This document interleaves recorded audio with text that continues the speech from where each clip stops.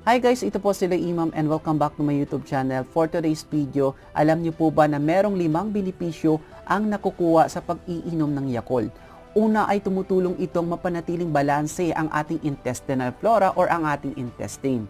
Pangalawa ay tumutulong itong maging normal para maging normal ang paggalaw ng ating bituka. Pangatlo naman ay tumutulong upang makaiwas sa pagtatay at pagtitibi. Pang-apat naman ay tumutulong ito upang maging maayos ang pagtunaw ng ating mga kinain or ating mga pagkain sa tiyan at tumutulong din itong mapakinabangan ang sustansya mula sa ating mga kinain. Panglima naman ay tumutulong ito upang maging mapalakas ang ating immune system.